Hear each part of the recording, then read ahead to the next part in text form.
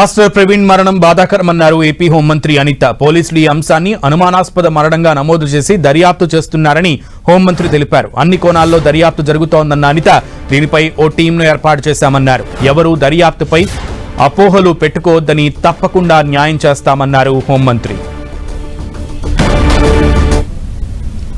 ప్రవీణ్ గారి మరణం అన్నది చాలా బాధాకరమైన ఇష్యూ. అనుమానాస్పదంగా మృతి చెందారు అని చెప్పి పోలీసులు కూడా కేసు ఫైల్ చేయడం జరిగింది.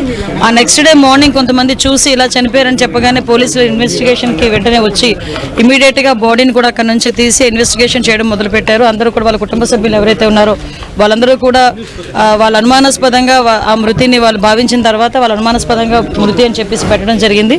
ఇమీడియట్గా నేను కూడా ఎస్పీ గారితో మాట్లాడాను, డీజీపీ గారితో మాట్లాడడం జరిగింది. గౌరవ ముఖ్యమంత్రి గారు కూడా దీని మీద ఇమీడియట్గా ఎంక్వైరీ వేసి నిజానిజాలు తేల్చమని చెప్పేసి అందరికీ కూడా ఆర్డర్స్ కూడా పాస్ చేయడం జరిగింది. ఎక్కడా కూడా ఎటువంటి ఇబ్బంది లేకుండా పారదర్శకంగా దర్యాప్తు కొనసాగిస్తున్నాం. ఆల్రెడీ పోస్ట్ మార్టం కూడా ఈరోజు రాజమండ్రి అక్కడ జరుగుతుంది, రాజమండ్రిలో జరుగుతుంది పోస్ట్ మార్టం కూడా. సో ఎవరు కూడా దీని మీద ఎటువంటి అపోహలు పెట్టుకోవద్దు. డెఫినెట్గా ఏదైతే వాళ్ళు కోరారో క్రైస్తవ సంఘాలన్నీ కూడా చాలా మంది వచ్చి అక్కడ డిమాండ్ కూడా చేశారు. డెఫినెట్గా అన్ని కోణాల నుంచి కూడా దాన్ని మేము యాక్సిడెంట్గానే పరిగణించట్లేదు. అలాగే అన్ని కోణాల నుంచి కూడా దర్యాప్తు కొనసాగిస్తాము. నియర్ బై ఉన్న సీసీ క్యామ్స్ అన్నింటినీ కూడా పోలీసుల ఫుటేజ్ కూడా తీసుకుంటున్నారు. అదేవిధంగా టవర్ డంప్ని తీసుకుంటారు, సీడియాస్ ఆ నియర్ బై ఉన్న సీడియాస్ అన్నీ కూడా తీసుకుంటున్నారు. అన్ని కోణాల్లోని కూడా ఎంక్వైరీ చేస్తున్నాం. ఒక టీంను కూడా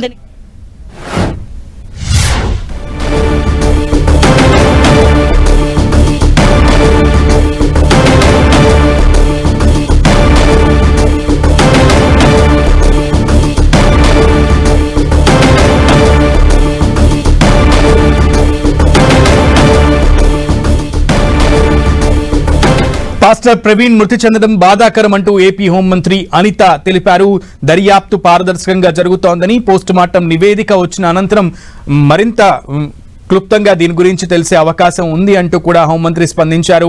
పాస్టర్ ప్రవీణ్ మృతి చెందడం బాధాకరం అంటూ కూడా అనిత స్పందించడం జరిగింది. మరోప్రక్క క్రైస్తవ సంఘాలు భారీగా మోహరించడం జరిగింది. వారు ఆందోళన వ్యక్తం చేశారు, నిరసన తెలిపారు. దీనిపై సమగ్ర విచారణ జరిపించాలంటూ కూడా డిమాండ్ చేశారు క్రైస్తవ సంఘాల నాయకులు.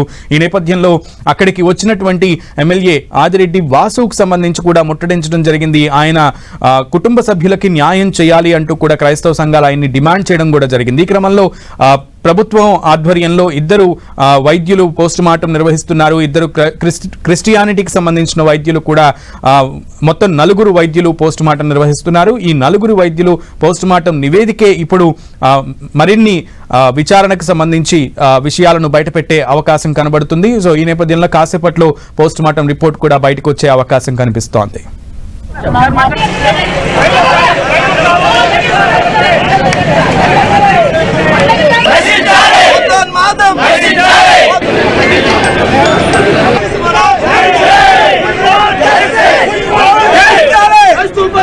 దాడులు